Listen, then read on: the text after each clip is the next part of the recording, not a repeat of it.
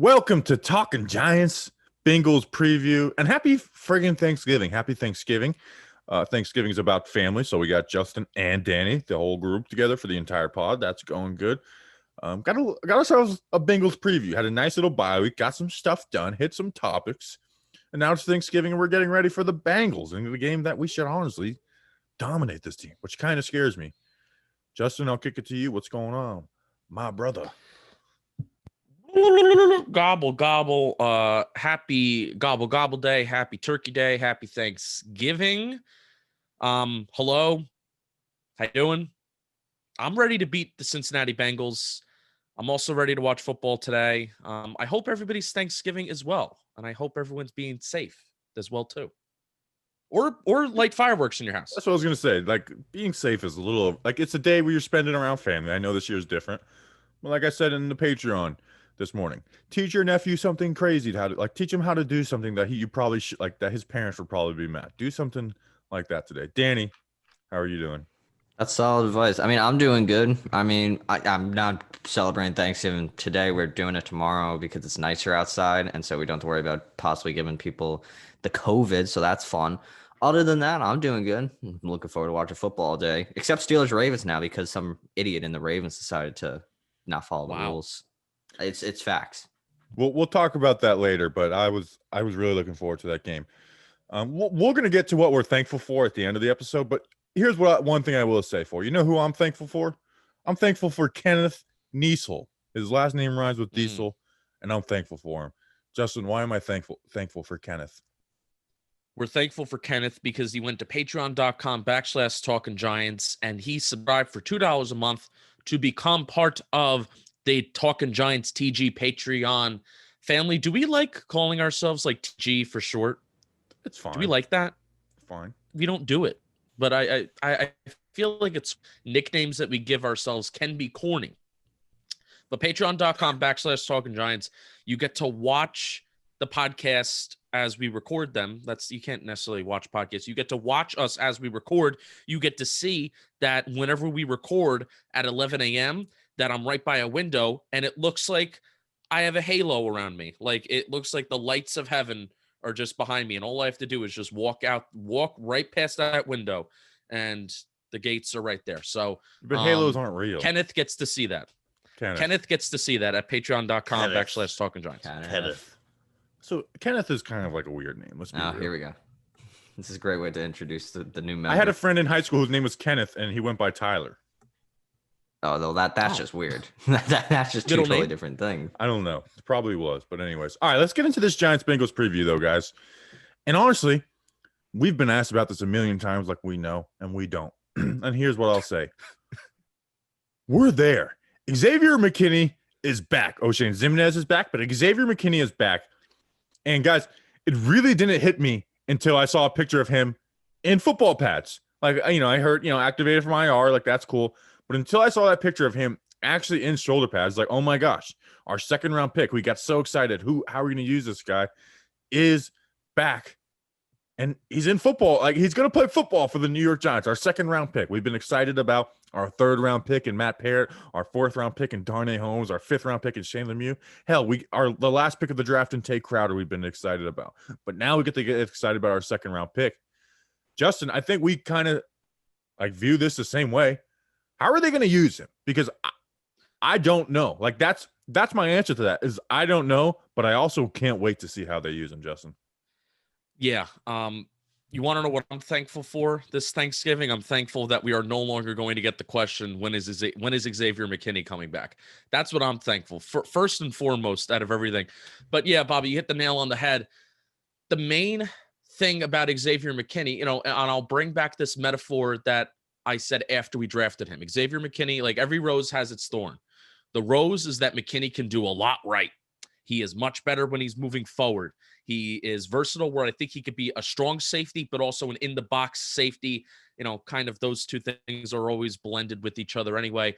I think he's much better, like I said, moving forward when he's covering tight ends, when he's covering running backs in the intermediate part of the field, or when he's moving up and he's playing in the run game. Those are his strengths. Don't necessarily think his strengths, especially coming off of a foot injury, don't think his strengths are going to be moving backwards, playing that deep safety. But the Giants have also been playing a lot of too high safety.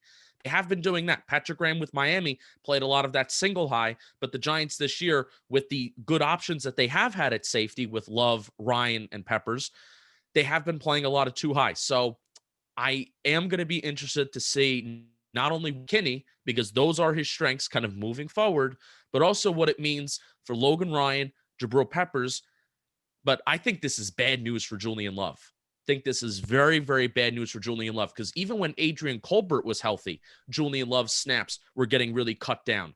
But I think Julian Love, we may only see Julian Love on the field for a little bit, but the main thing is I'm excited to break down how the Giants did use Xavier McKinney.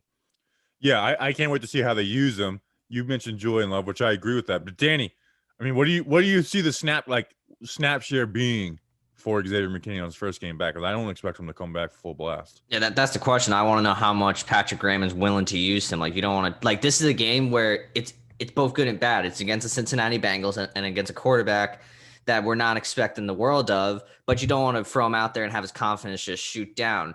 So I think McKinney would maybe get like, it's such a tough question, because do they want to keep giving Julian Love some snaps here and there? It's just gonna be fascinating to see how Patrick Graham does decide to use him. I think maybe he'll get maybe in like that, like maybe 20 to 30 range of snaps, maybe like 35.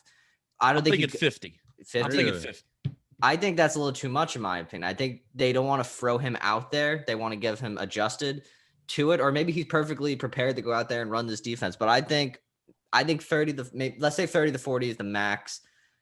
But I'm very excited to see how Patrick Graham utilizes him and Jabril Peppers out on the field. Will you guys be mad if he plays like almost none, or will you guys be like, what the heck is going on, or it'll be like, hey, like they know better than us?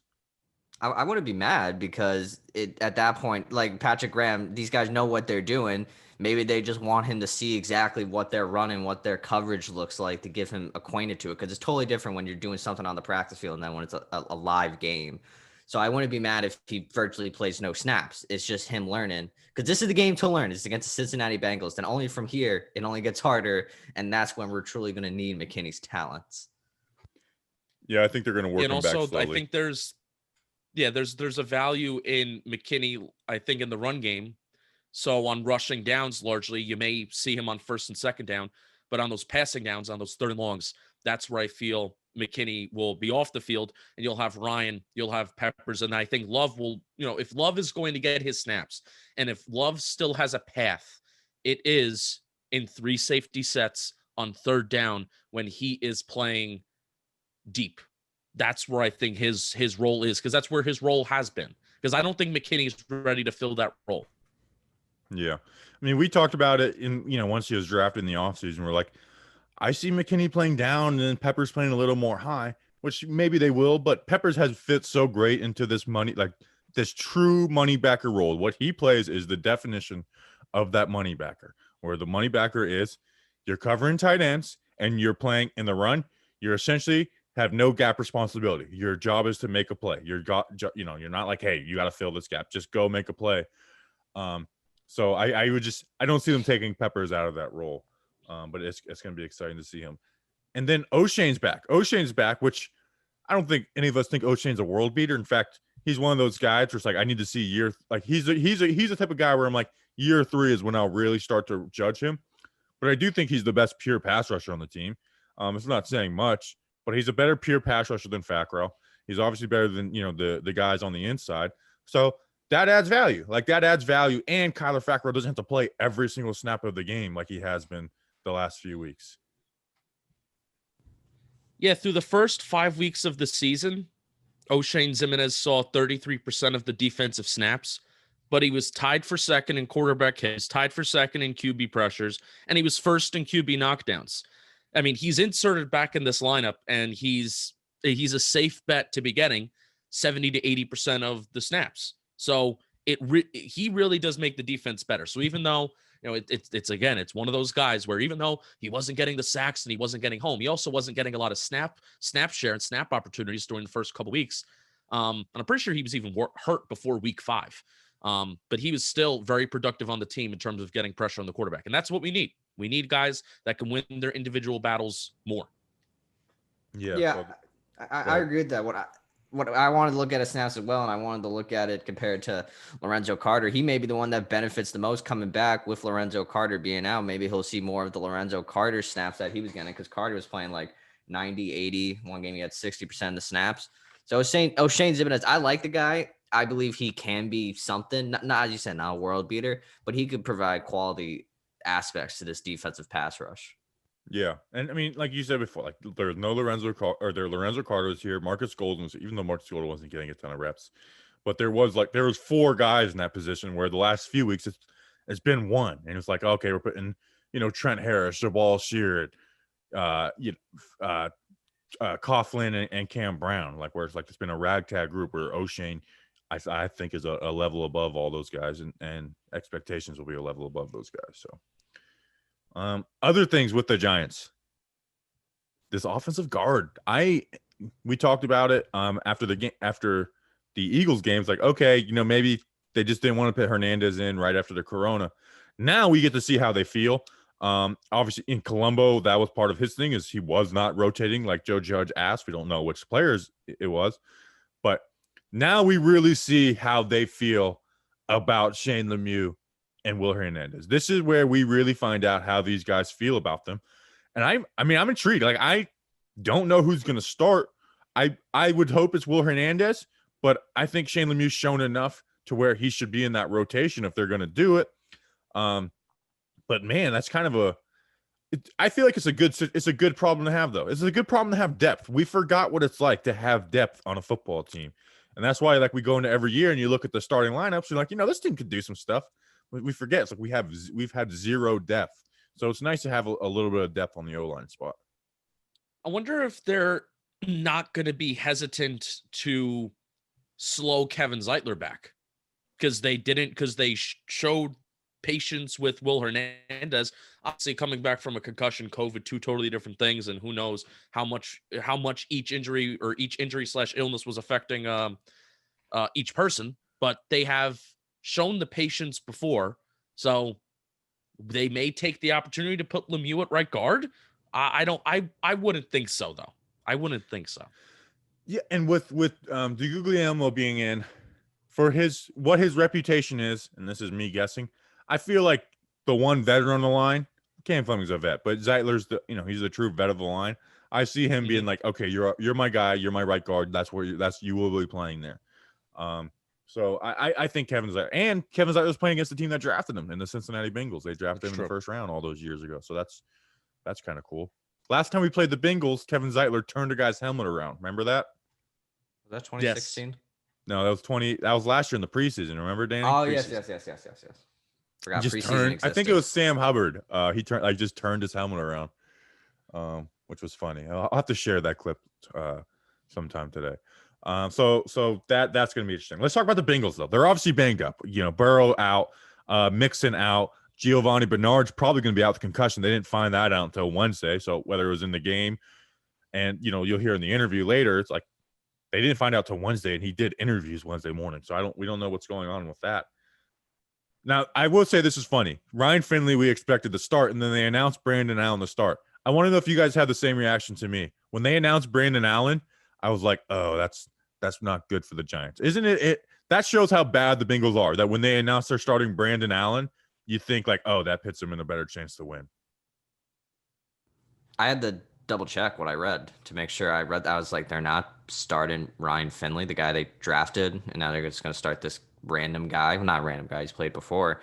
I didn't get the move. I mean, obviously I'm not an NFL head coach, but to me that move signals the Bengals they're like, all right, 2020, crappy year. Let's move on to 2021. Let's get a decent draft pick, guys. What an insane opportunity they have. They legitimately may have a shot at the number 1 or the number 2 pick. Now, obviously, that involves the Jets winning a football game, which, they probably won't do. But what a crazy situation this could be for them, that they landed Joe Burrow, and then they can trade away a highly coveted pick in a highly coveted QB class, and then get that haul and He's going to be reunited with Jamar Chase. It's great. It's crazy. Wait, why would they? Well, I guess AJ Green. I guess AJ Green would AJ Green's gone. AJ Green is not been that great this year. Second, but yeah, they're going to reunite it with Jamar Chase, that's wild. That's going to be frustrating because I love Jamar Chase so much. Big brain thinking by Zach Taylor. Oh, he's out. Zach Taylor's probably going to get fired. No, I read something that said he's not considered on the hot seat. Yeah. Well, the Bengals are more patient, which I was cool with them being patient with Marvin. Like, that organization sucks. I actually really liked Marvin Lewis. He obviously wasn't I'm not saying he was some great head coach. Before that organization, I liked Marvin Lewis. And I actually liked the idea of, because we talk about culture and stuff like that. I think you should find your identity, embrace it. And the fact that they're like, we will give anybody a second chance. I actually like that. If you embrace it and you just face it head on, I like that. It's like, if you have had any legal troubles, any issues, we will take a chance on you. And I actually kind of like that out of Marvin Lewis. I actually thought Marvin Lewis was they just didn't win the playoffs, which at the end of the day is your job, is to win the playoffs. But the Bengals, I mean, that's the best run of Bengals history ever. I know they made a Super Bowl against the 49ers, but that's the best run in Bengals history. I thought you were talking about the Bengals organization giving Marvin Lewis a second chance. I'm like, Bob, he got a little bit more than a couple second chances. He got 17 second chances. Yeah, but I am Danny. I know you're more of the conspiracy feel kind of guy, where it's the Giants do, another team does this, or what Bobby said about pulling the starting quarterback, and it's that's it, the trap game for the Giants. I'm not really a guy that feels not evaluate, but I'm not a guy that feels games as a fan like that. So this does, I will say, I am riding too high and too confident right now, and we should blow this team out, though. Oh yeah, we should. That's the problem. We support the team that can easily lose this game and be embarrassed. Yeah. So their wide receiver core is strong, though, in the trio. AJ Green, obviously, he's the grizzled vet. He's been the number one guy for a long time. He's not really doing anything great this year. 35 catches, 357 yards on a 45% catch rate. I was kind of blown away to see that. Higgins, who had a connection with Burrow, which I'm interested to see how he looks. He was kind of the big play guy. And then Boyd has been solid all year. 69 catches, 710 yards, 3 touchdowns, 79% catch rate. Actually, going to save talking about Boyd a little later on. But that wide receiver trio is good. And if anything, they're Brandon Allen will be able to rely on them. My Brandon Allen memories are beating the Browns and me just trash talking Baker Mayfield like crazy last year. On their defense, what team did he play for? What team did he play for? Oh, the Broncos. You guys remember last year where Josh Allen, Brandon Allen, and Kyle Allen all won a game? And it was the first time in NFL history that 3 starting QBs with the last name Allen won a game. Any relation? I would love to know the person that had to go find that stat. Hey, guy, can you go find the last time 3 players the name Allen won? That should have been your trivia question for today, honestly, Danny. Yeah, really. Not a lot of interest in history between these two teams. Let's talk about last time we played was Monday Night Football with that route that Jason Garrett should have run a little more. I was at that game. That was the Tom Coughlin Ring of Honor ceremony. Oh wow, I didn't know that. Man, they did the Tom Coughlin Ring of Honor right the year after. I forgot that. Yeah, it was him, Justin Tuck, Ernie Accorsi. There might have been one more. That's weird. All right. Their defense. Carl Lawson has 4.5 sacks. You know who's second on the team, guys? Danny, I already told Justin. Who's second on the team in sacks?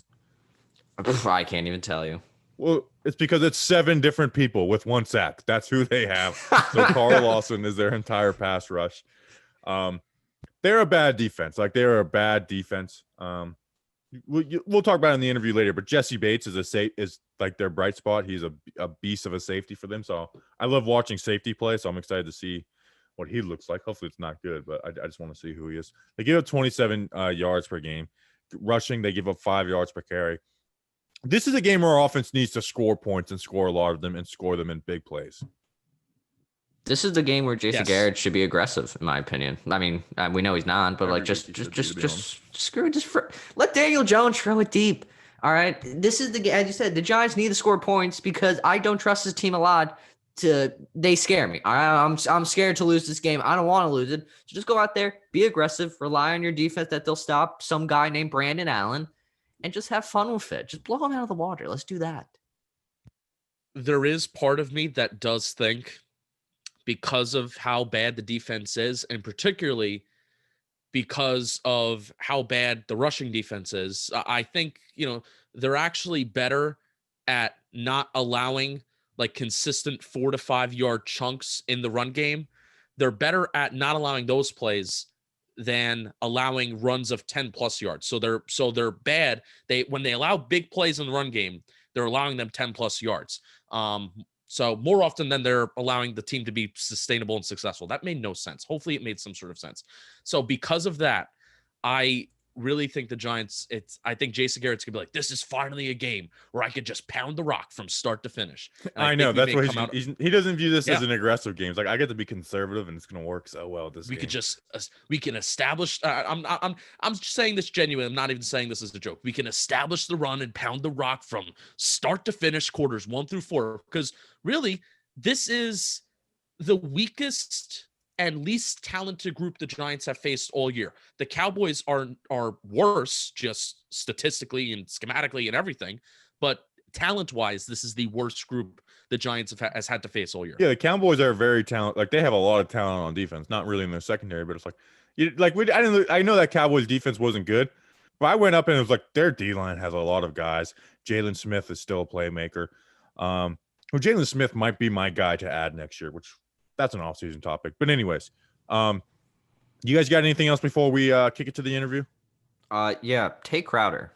What's happening with him? Is he playing? I don't know. I don't want to talk about him and him not be back. I don't know if he was practicing a short. He's been activated because this is his final week. He could be activated, or else he can't return. Right? Am I correct in that? Yeah, but I could see him also being on the active roster and being inactive. You know what I mean? Right. Yeah, I know what you're saying. So I'm waiting on Tate Crowder to see if he plays. All right, let's kick it to the interview. We got James Rapien of Sports Illustrated.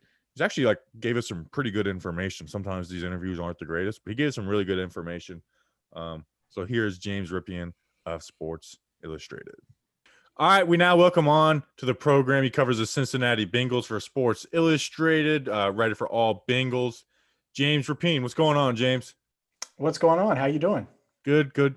We haven't done a other team interview because we've been playing divisional rivals the last couple of weeks, so it's getting back into the flow. And honestly, we really need it because this Bengals team, there's so much to know about after this week of injuries, especially with the QB. I'll start at the top, though. This was new information. Giovanni Bernard, he has a concussion. Obviously, he was the backup to Mixon, who's going to be out. Is that something like, oh, he should be good for game day, or is this new, like he's probably not going to play kind of stuff? It's brand new. It's so brand new that, we're recording this on a Wednesday evening.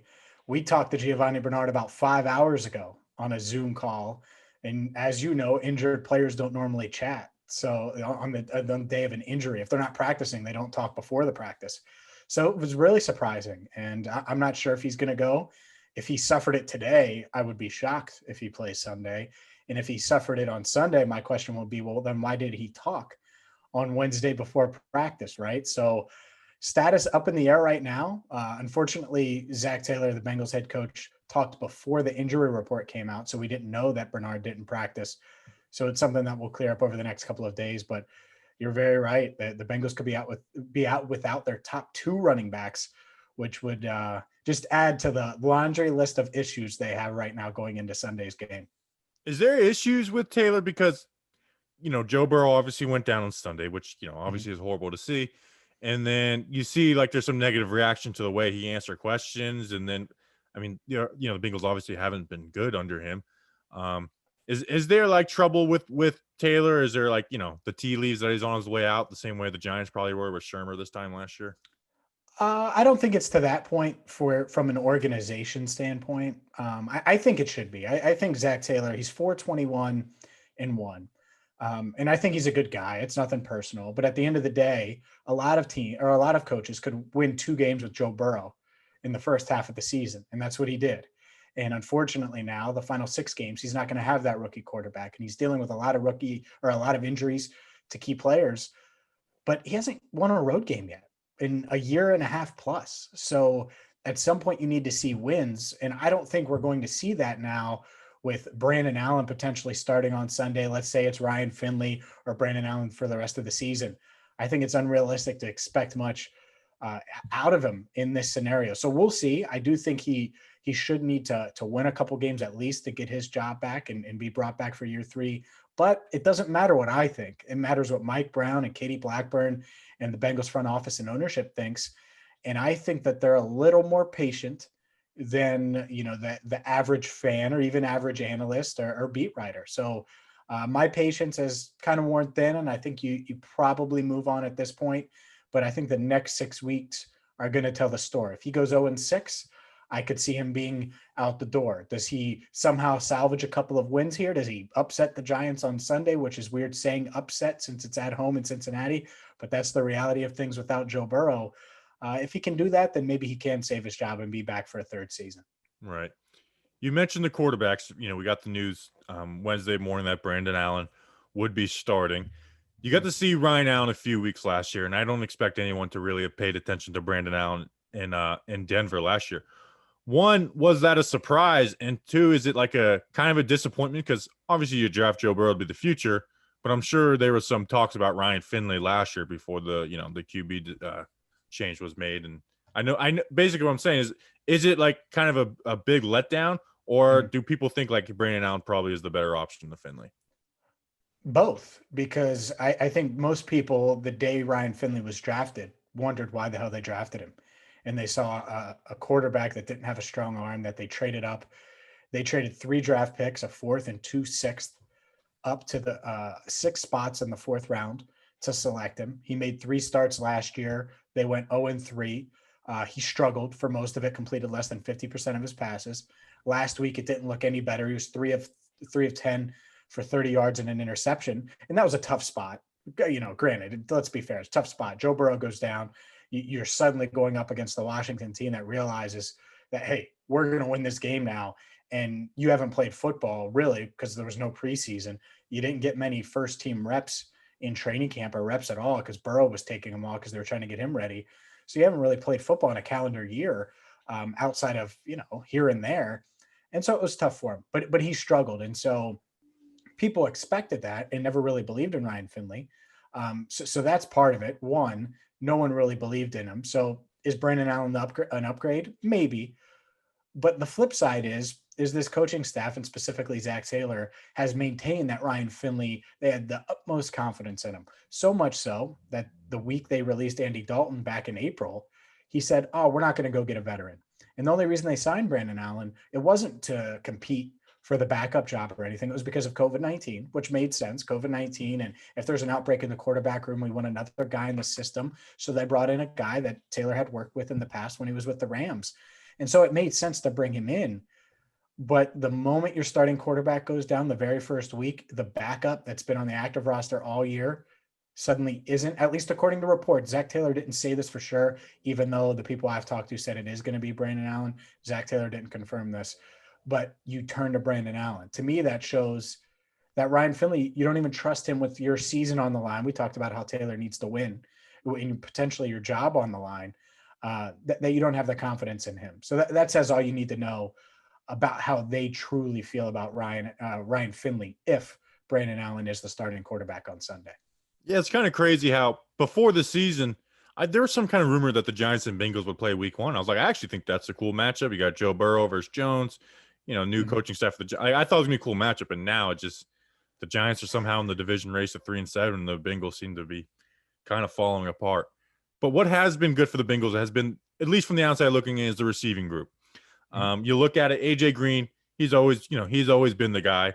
This year, Boyd is putting out the production, and then we all hear about how Burrow and Higgins had a great connection. With Burrow gone, is it like, hey, Green, you got to be the like? What is like the outlook of the wide receiver room now? Oh, I mean, from a fantasy standpoint, I'm scared to start any of them. I really am. And that's again the fantasy analyst in me. No, they're very capable, and I think Tyler Boyd is a quarterback's best friend. It really doesn't matter who's back there. He caught passes from Ryan Finley last year, Andy Dalton last year. Obviously, Joe Burrow this year. So if it's Brandon Allen or Finley, I think he's going to be solid. But is he going to have the 8, 10, 12 catch games? Probably not, because he doesn't have that quarterback anymore that's going to be able to accurately get him the ball. But I still think he can get you 5, 6, 7 catches. He's kind of like Sterling Shepard, a really good route runner, Right. slot type of guy. They were in the same draft class. I like both guys coming out. I think Boyd was drafted about 10 spots later than Shepard. But T. Higgins, that's the guy that might suffer the most, because he was really getting a rapport with Burrow downfield, has a couple of their longest catches of the year, had a 67-yarder against the Colts, had a 54-yarder last week against Pittsburgh. And now you're talking about Brandon Allen throwing him the ball. I mean, he's never thrown him the ball. You're talking about a rookie wide receiver who is comfortable. So it's tough. It's tough to really know, honestly, what they're going to be able to do or what they're going to do. And to make matters worse, Auden Tate went on the reserve COVID list today. Mike Thomas is battling a hamstring. So you mentioned those 3 receivers, Green, Boyd, and Higgins. You might only see those 3 receivers, because the other guys that they usually mix in there might not be available on Sunday. And if that is the case, then Alex Erickson will probably be that 4th wide receiver. And he usually just does punt returns and special teams work. So Right. Bengals wide receivers outside of the big 3, they're sort of hurting right now going into Sunday's game. Yeah, it's crazy. Like I said before, it's like going into this. It's like Bengals aren't a pushover. You got Joe Burrow, who's been playing good for rookie. Those 3 receivers, Mixon, and then now it's just falling apart. What people have said negatively about the Bengals all year has been the offensive line. Mm-hmm. One, I would like to hear an update on Jonah Williams, because he was I had my eye on the draft last year, and it sucked when he got hurt. And then 2, did our guy Bobby Hart get benched? Because I was looking at the depth chart today. It looks like he's out of there. Well, let's start with Jonah Williams. He's been great. I mean, he's been a really good player for them. He's not a great left tackle yet. I don't mean that, but he's getting there. And I think you can see the path for him to develop into that. But he's been their best, most consistent offensive lineman in his first year. You mentioned he missed his entire rookie year last season after getting injured in minicamp. So I think he was a good pick at the time. I thought so. And I was shocked he fell to 11 to them in 2019. And it's worked out well. Now, Bobby Hart, on the other hand, he might be the most hated Bengals player, really might be.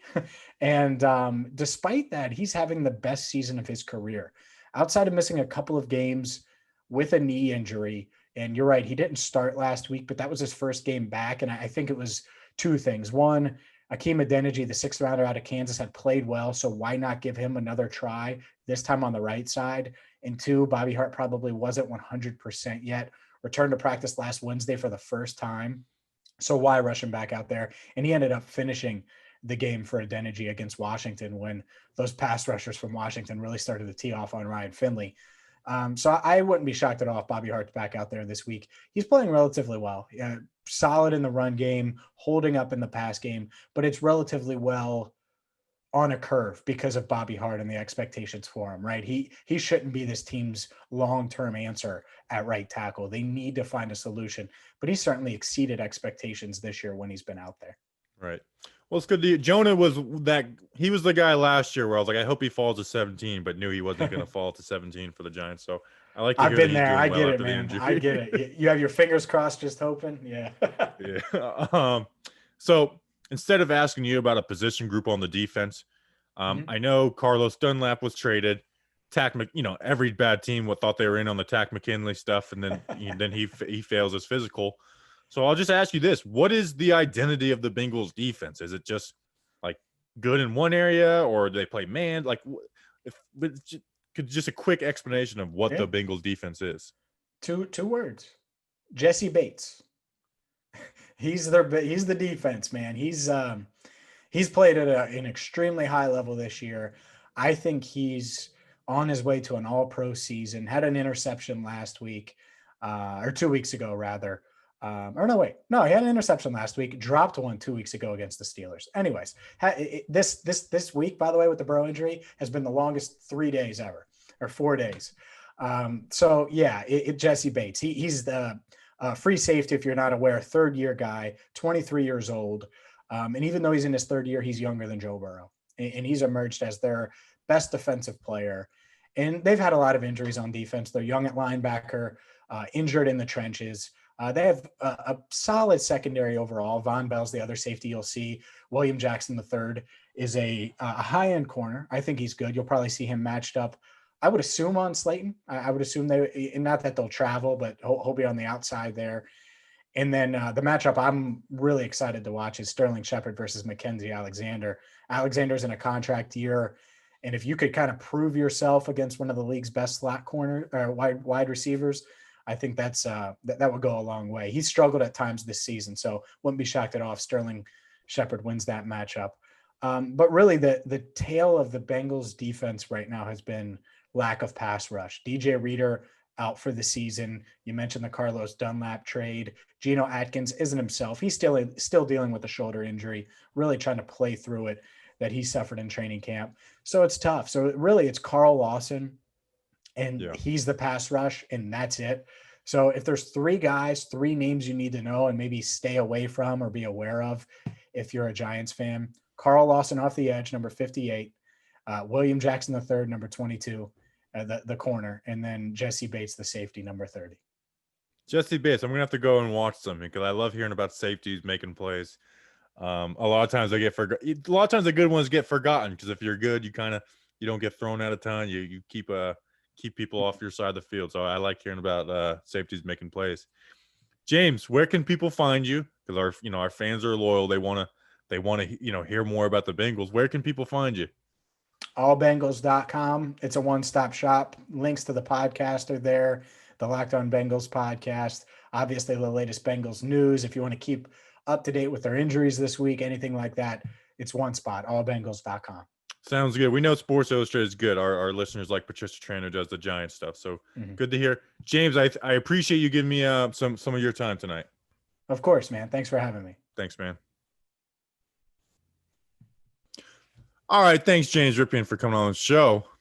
But guys, the holiday season is in full swing, and with the professionals and collegiate football seasons entering the playoff push, DraftKings Sportsbook, America's top-rated sportsbook, wants to put you in the center of the action. If you haven't tried it yet, head to the App Store now because you don't want to miss what DraftKings Sportsbook has to offer. To celebrate Sunday's action, DraftKings is ensuring all new customers are covered up to $100. That's right. You bet they cover with risk-free Sunday betting on all of Sunday's action.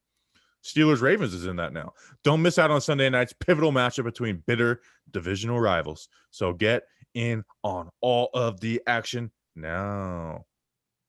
Steelers-Ravens, I really was looking forward to that, guys. How about you guys? It sucks that we don't get to watch that. But that's the game to watch if you're not a Giants fan. Oh, I was pumped. But now, and on top of that, great sign-up offer. On top of that great sign-up offer, DraftKings Sportsbook has special odds boosts and promotions every day of the week. DraftKings is safe, reliable, and secure, making it easy for you to deposit and withdraw your money at your convenience. Download the top-rated DraftKings Sportsbook app now and use promo code JOHNBOY when you sign up to get this can't-miss offer. DraftKings Sportsbook is ensuring your Sunday bets up to $100. That's right. New customers can bet this Sunday risk-free up to $100 when you use promo code JOHNBOY during sign-up for a limited time only at DraftKings Sportsbook. Must be 21 or older. Must be physically located in New Jersey. Risk-free coverage paid out in site credits. Restrictions apply. See DraftKings.com/sportsbook for details. Gambling problem? Call 1-800-GAMBLER. Danny, it's time for the Danny's Dumb Sat of the Week. Or Danny's Dumb Trivia. Whoa. That was a That's not what comes first. Weather and trivia. Weather and Wanny's wacky weather and Danny's dumb trivia. Danny's wacky weather and Danny's we still haven't come up with good names. Wacky Dave or Wacky Bruce. That was one of my favorite moments from Bruce Almighty.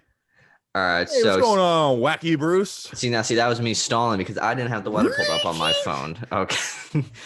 Weather for Sunday's game in Cincinnati, mostly cloudy, 42 degrees.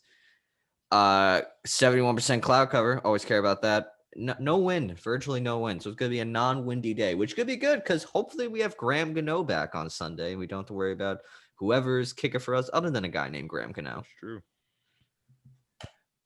All right, so we'll get to trivia questions. Simple one this week. Nothing crazy. In the whole series against the Bengals, who holds the most rushing yards in a single game?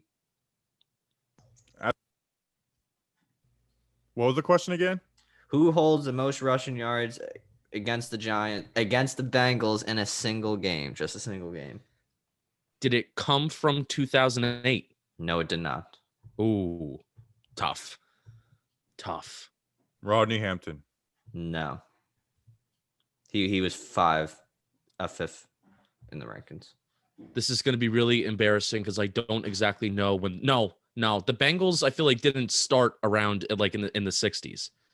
I feel like they weren't a franchise yet. Just take a guess, Justin. I'm just gonna say Tiki. Ooh, you were close. He was 10 yards behind the leader.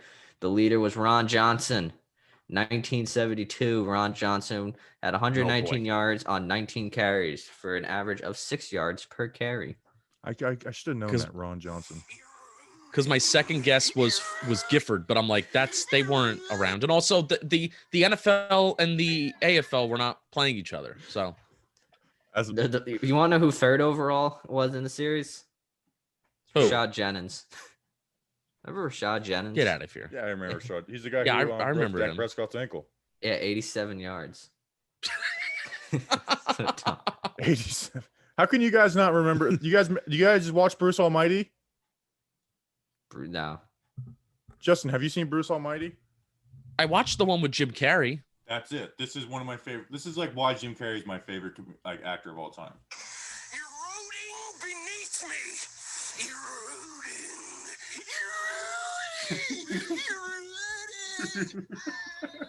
You see, that's what makes me uncomfortable about Jim Carrey. You ever see the movie Yes Man? Yes Man? Yeah, that wasn't one of his best ones, but I've seen One it. of the most uncomfortable times I've ever been watching a movie is he has kind of a funky face. So when he tapes his face and I his love nose like looks like a pig and his cheeks are, and he's like, hi, that's one of the most uncomfortable, like, ugh. I love Like, that. he looks weird. I could honestly end the pod. I would be happy just playing that for 10 minutes straight on this podcast. In fact, Oh, no. No, One more time. let's not do that. We're going over that 30-minute mark. one more time. Eroding beneath me. Eroding.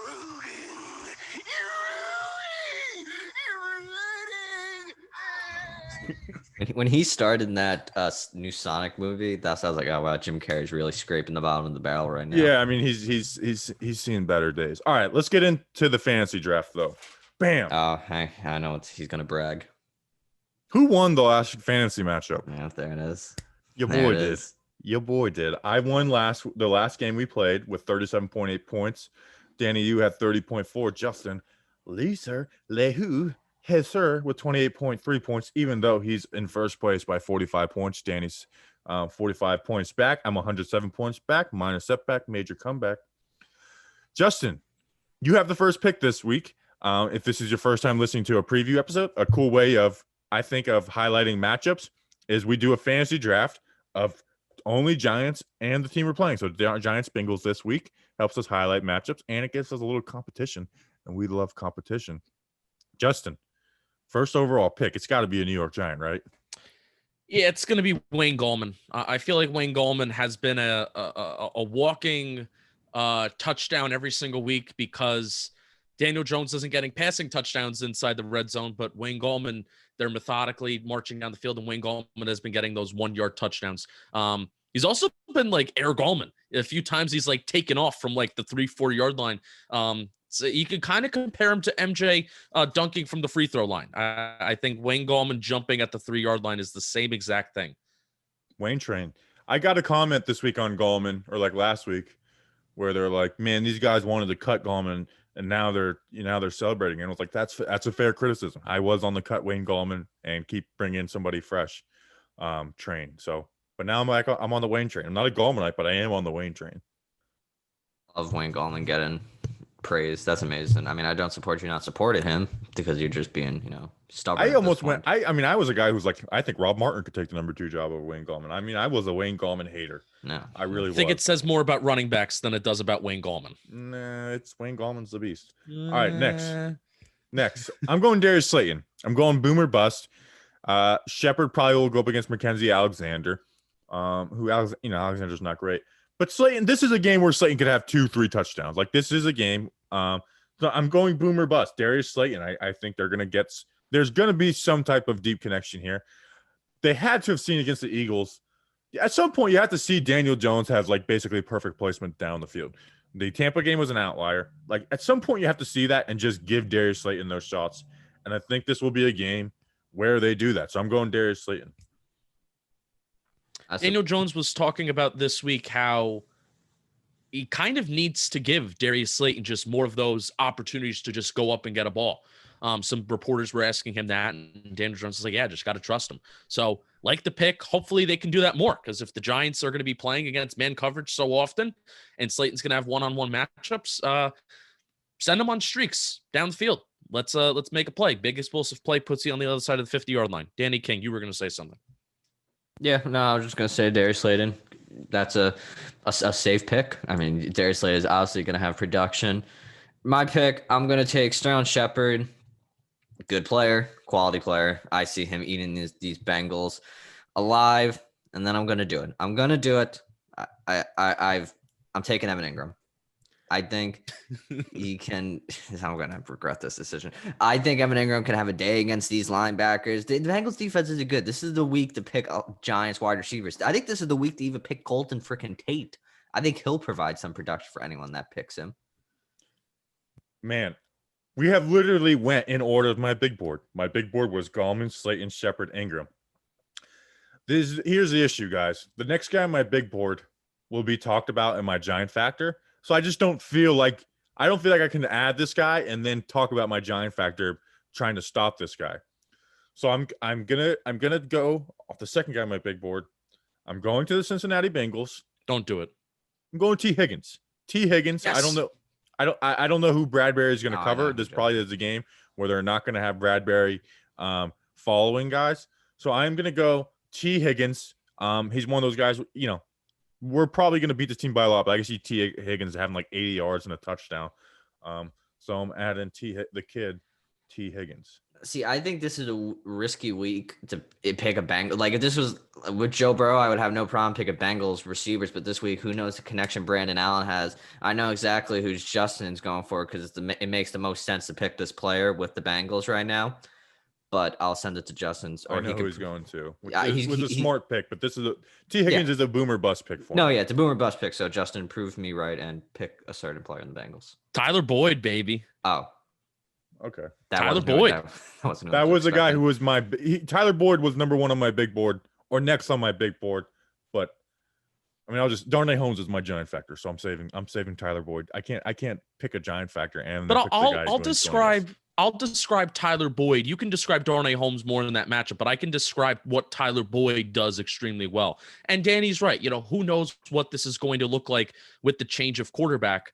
But since week 7 in the last 4 games for Cincinnati, Boyd has had 11 catches, 6 catches, 6 catches, 9 catches with 2 touchdowns thrown in there too. And right now he's the 14th ranked wide receiver in fantasy football. It's rare that we actually go up against a team that has a top tier wide receiver that isn't going up against James Bradbury. So I think Tyler Boyd can consistently get those catches. He got those catches last year, even without Joe Burrow, and he was productive. And Tyler Boyd is one of the most efficient deep ball catchers and deep ball wide receivers in the National Football League. The Giants have been good at not allowing the deep play, but if the Bengals run into one, it's likely that it's going to be Tyler Boyd that is going to be on the receiving end of it. I love Tyler Boyd. I wanted Tyler Boyd in all my fantasy leagues this year. I unfortunately only got him in one, and he has been pretty good. All right. Who's the first pick of the 3rd round for you? In the 3rd round for me, we have Golden Tate. I don't want to go Cincinnati running backs. You know what? I'm going to do it. I'm going to go Austin Mack. Austin Mack has had a bye week. He's been kind of splitting kind of reps with Golden Tate, sort of, maybe you can say, but definitely the two starting wide receivers for the Giants are Slayton and Shep. I hope Austin Mack runs into a big play again. I'm hoping he does. Obviously, Golden Tate has just as good of a chance to run into a deep play, but I want the Giants to use Austin Mack on the outside. I want them to use Shepard in the slot. I think Mack has shown when he's given the opportunity more consistency. Wow, that's tough to catch those balls in tight areas and also to get separation more than Golden Tate has. All right, this is a tough pick for me. Number one on my big board. I'm not going to the big board. I'm just going to go. I've went boomer bust for the first two picks. I'm going safe on this one. I'm going Samaje Perine. He's going to be the starting running back for the Bengals. It's just a safe pick. He played some games for Washington back in like 2017. He's turned 24 carries in 2020 into 102 yards and a touchdown. It's the safe pick. I'm going with their starting running. You get the other team starting running back in the third round. I got to go there. Danny, who are your last two picks? Just to kind of breaking news, Larry Fitzgerald's tested positive for COVID for people who aren't paying attention. Bobby's douchebag, as he calls him. But I didn't say he's a douche. I didn't. People don't get that joke, and actually, that's the joke, is people don't understand. Yeah, why does Bobby not like Larry Fitzgerald? So for my next pick, I'm taking. I think I've taken him every week so far since he's been activated. I'm taking Alfred Morris again. They keep doing the snap shares with Wayne Gallman, so please keep giving me Alfred Morris every week because he keeps giving me points. And then my next pick. No, I can't take. I was trying to lure one of you into taking Golden Tate so I can have him. No, you know what? I'm taking Golden Tate. I believe in him. He's going to give us a big catch. He'll give me some points. Give me Golden Tate to have a good game, and then he could tweet something out saying, like, throw me the ball more. So I have a question. Danny, who are your picks? Golden Tate. Did you pick someone else too? Sorry, I was tweeting a Larry Fitzgerald tweet. I took probably the best Giants player right now, Alfred Morris. Damn, I was hoping Morris would fall to me in the last pick. I always take Alfred Morris, baby. He's always on this team. You took Golden Tate? Yeah, Golden Tate and Alfred Morris. I think I've picked all Giants this week. Good for me. Yeah, all Giants all the time. All things Giants, like he's in the chat right now. All right. Dion Lewis, he is a receiving back. There's somebody that hasn't been picked. I'm pretty sure it's screaming at you right now. Okay, who did you think I was going to take? AJ Green, Drew Sample, Dion. Yes. AJ Green. Wow, I forgot. Dude, his catch rate sucks. It's 45%, and that's with Joe Burrow. I'm going Drew Sample. I like Drew Sample. I remember talking about him in the draft last year. I think he was actually on our tight end preview episode last year. If our 2019 tight end preview, go check that out if you got some time. So I'm going Drew Sample, the kid out of Washington. I completely forgot AJ Green in this fantasy draft. I was never going to take him in the first place, but I'm kind of off AJ Green. He's kind of having a good stretch of games. He actually caught a touchdown last week with 4 catches against Indy week 6. He had 8 catches, 7 catches next week. He's on a little bit of a hot streak, so look out for good old AJ Green. Or are you going to pick him? I thought I was done. No, this is your last pick. I'm picking AJ Green. Yes. Okay. AJ Green, the final pick of the draft. All right. Speaking of Justin picking, Justin, who is your Giant Factor, aka X Factor? We call it Giant Factor because we're a Giants podcast. Right. Of the week. Right. If that confused you, that's the explanation behind that. My Giant Factor is going to be Levine Toilolo. Caden Smith. And him lead blocking has been one of the most good positive driving factors of the Giants running game, improving with their running backs and even including on those read options. You saw on that 30-yard touchdown that Daniel Jones had the first one, not the one that was called back, but the 30-yard touchdown, Levine Toilolo was used as a lead blocker once again. Caden Smith was used as a lead blocker once again. Can Levine Toilolo fill that role? He was signed here for a decent chunk of change for 1 year to be a blocking tight end. He's been all right. He's been decent. Certainly better than I can't even remember his name. Red Ellison that we had last year. So Levine Toilolo, Caden Smith as the Corolla, not going to be playing. Let's see it, Levine Toilolo. I like it. I forgot about Red Ellison. I remember he was brought in 2017, and like the Giants just completely did not use him. Like Ben McAdoo refused to use him. Well, I thought he was going to be the fullback, and then Ben McAdoo started using a real fullback, which Who's know, our that's a whole fullback that different- year? Shane Smith, he came in, remember? Oh yeah. Your My guy. Then when I was first doing this, I defended him after he sucked against Dallas. All right. So I was like, that's my guy. He's my friend. All right. My giant factor of the week. Darnay Holmes, the rookie. He's lining up in the slot. He's been pretty good this year. He's been pretty solid for a 4th-round rookie. A lot better than slot options we've had in previous years. But this week, in a week with Brandon Allen playing quarterback, he's new. Tyler Boyd, a lot like Sterling Shepard, is the security blanket of the Cincinnati Bengals out of the slot. He is the security blanket. He is catching 79% of his attempts. He has 69 catches, 710 yards, and 3 touchdowns. He has been, everyone has talked about A.J. Green, obviously, because, he's the big name. T. Higgins and his connection with Joe Burrow. Tyler Boyd has been the best wide receiver for the Cincinnati Bengals. And now the backup QB, he's going to be looking for a security blanket. And to me, that security blanket will be Boyd. Darnay Holmes, step up big. They're going to attack you on this. I feel like they're going to try and attack Darnay Holmes. Like, let's see what this rookie has. Do what you got to do. When you're in man, play good man. When you're in zone, play it smartly. Have a big game. And I am predicting that this will be Darnay Holmes' first interception of his career. Darnay Holmes will have his first interception of his NFL career in this game. You guys know I don't really like predict stats. He will have an interception in this game. I'm calling it. And if it happens, I'll be the smartest person in the world. Wow. Darnay Holmes will get an interception, and he will be a giant factor for a Giants victory. Danny, who is your giant factor? My giant factor is a player that I've truly believed in from the start. I've written plenty of articles on him, tweeted out tons of stuff, tons of stats. I'm a huge fan of him, always believed in him. Leonard Williams. This is the week Leonard Williams should go off. Like, the Bengals offensive line is horrendous. I was surprised Joe Burrow wasn't hurt before then, because with the hits he was taking with that line. Leonard Williams, just go out there, get 2 sacks. Give me 2 sacks. I think this is the week Leonard Williams going to have a 2-sack game. Let's go maybe 2.5. Let's do that. Just blitz the crap out of Brandon Allen. I almost called him Kyle Allen. Let's just make his day miserable. Let's make him question why he loves playing the game of football. Leonard Williams, you're my giant factor.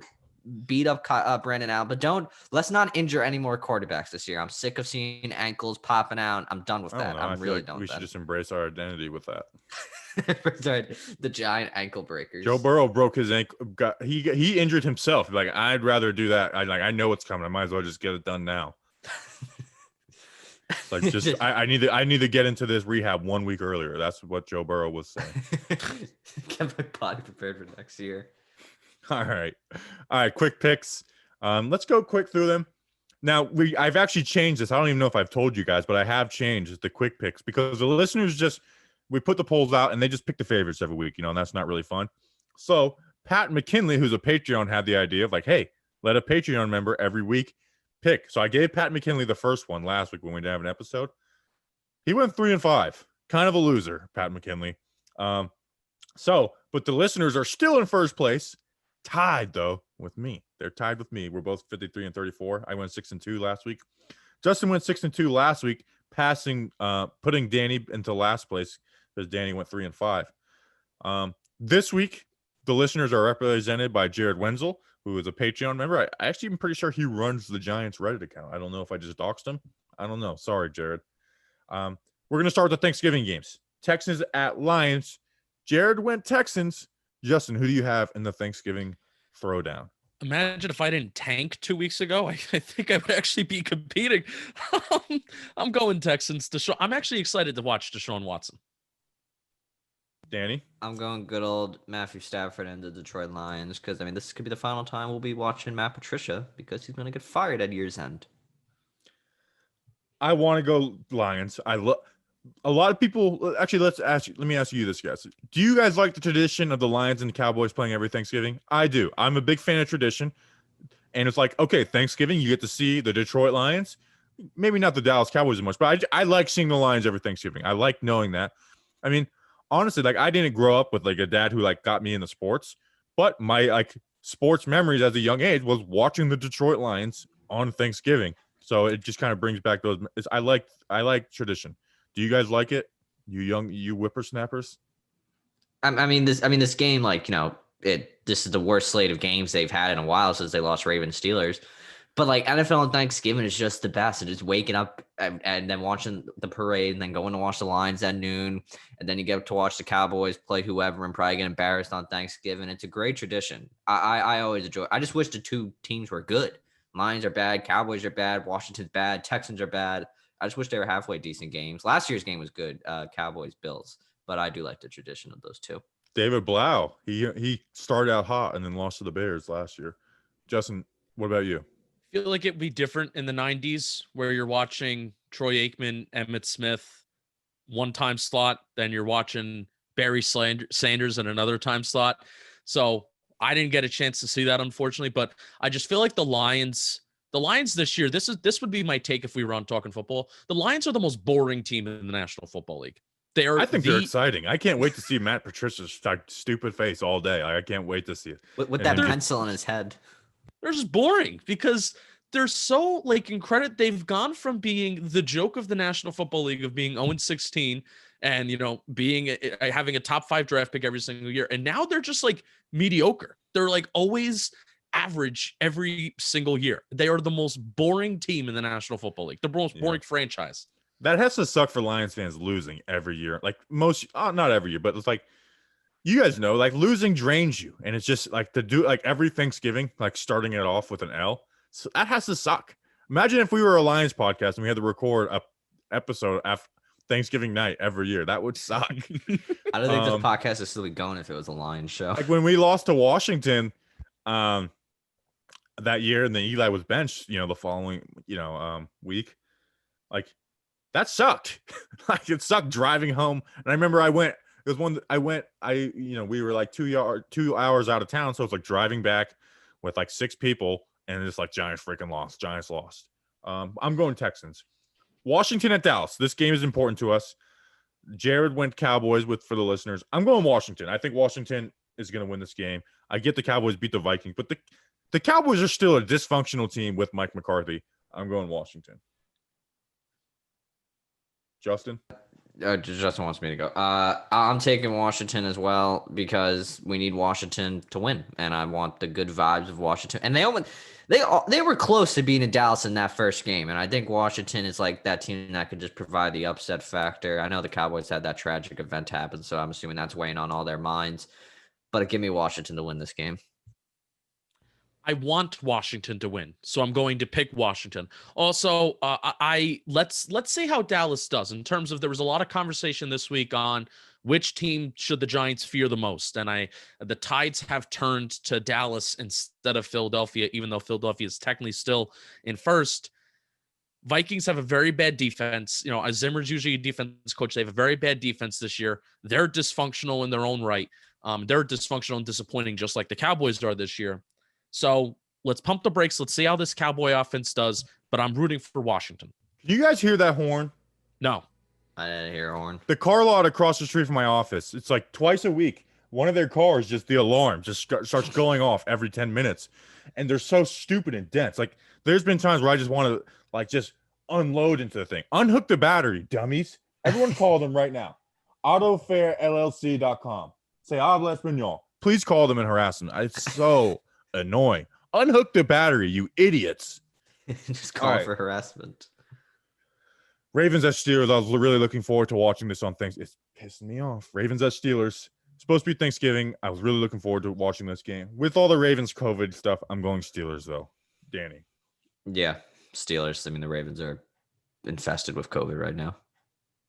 Justin? Yeah, the Ravens have had a tough time winning close games against good teams. Give me the Pittsburgh Steelers. So you're going Steelers.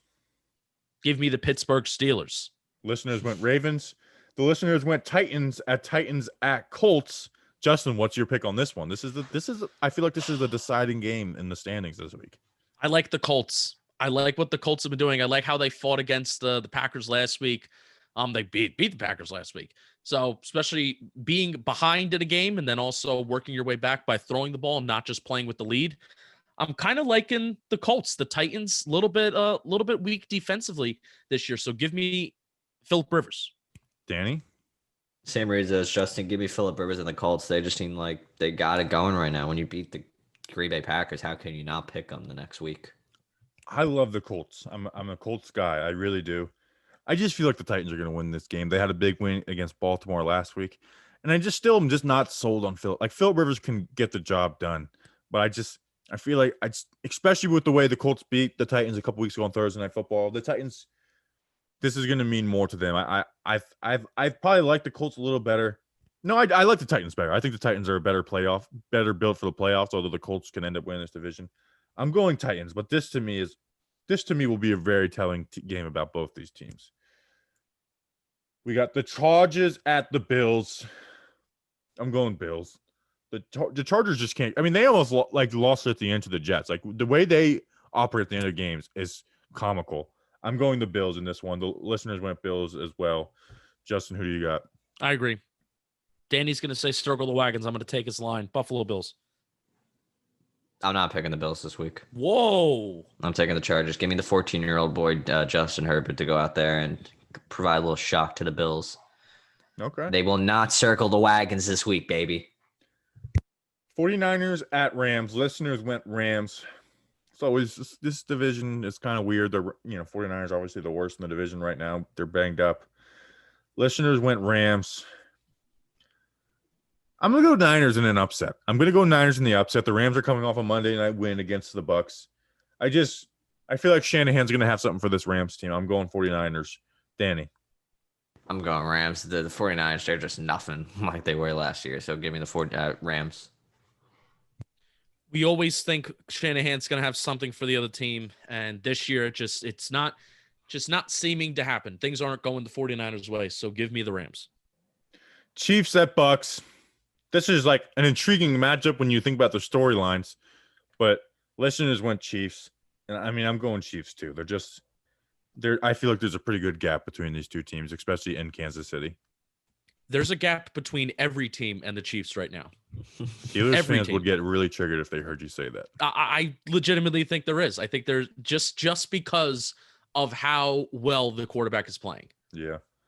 But this is a game where Tom Brady comes back and like you guys doubted us. Like Tom Brady is the king of like the bounce back games. But this isn't the game he's bouncing back from. Yeah, I don't think so either. Like I was tempted to take Bucks, but I can't do it. So I mean, you guys we're all going Chiefs. And then speaking of Sunday Night Football, like the DraftKings app said, we got Bears at Packers. Listeners went Packers, guys. Guys, I'm off the Bears bandwagon. I said I was going to ride it. I'm off the bandwagon. That being said, it's a divisional matchup. Sunday Night Football. We don't know who's starting at quarterback for them. I just feel like the Bears are going to win this one. I just do. I'm going Bears. I respect the pick because I feel like we've been picking very similar in these games. So you have to differentiate yourself somehow, but I can't. I can't do it. Go Pack, go.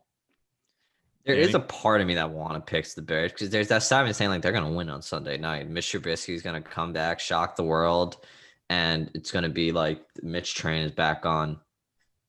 You know what? I'm gonna have fun with this week. Give me the Bears to win. The Bears. All right.